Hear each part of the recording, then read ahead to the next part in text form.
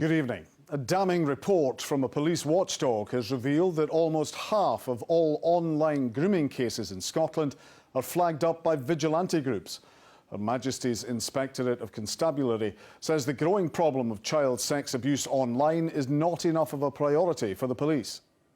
They say a failure to use undercover agents has created a void that so-called paedophile hunter groups are filling. Well, our reporter Laura Alderman is outside the Sheriff Court in Edinburgh for us tonight. Laura. Yes, well, that review there by the police watchdog was very direct in setting out the changes that they want Police Scotland to make. And that figure you mentioned there, almost 50% of online grooming cases dealt with by Police Scotland are brought to light because of these online vigilante groups. Many of those cases will end up in courtrooms across the country, like this one behind me.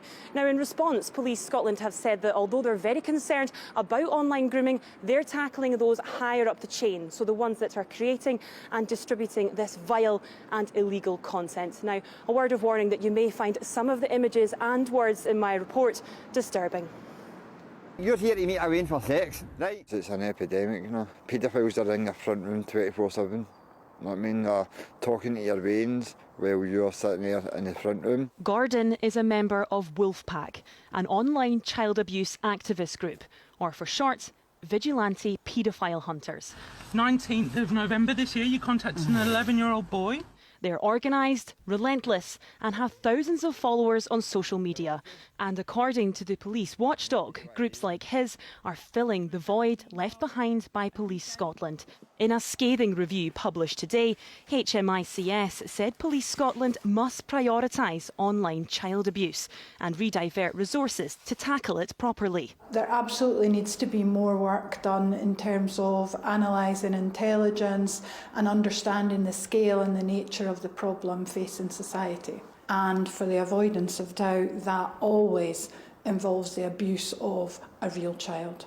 Child protection charity Stop It Now say more people are reaching out for support before they commit a serious sexual crime. We've seen a double of the number of people who are contacting us who are concerned about their sexual thoughts and feelings towards children, but they haven't committed any kind of offence yet, or people who have started to become involved with this kind of offending behaviour. Last year, almost 2,000 referrals for online child abuse were received by Police Scotland, but they say they've got the tools in place to deal with it. We're working hard to make that shift of developing a new front line of policing, which we've spoken about before, that's tackling the digital and the cyber threats that Scottish communities are facing from the global nature of this issue.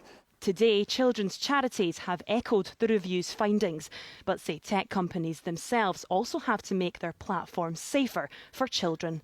Laura Alderman, STV News, Edinburgh.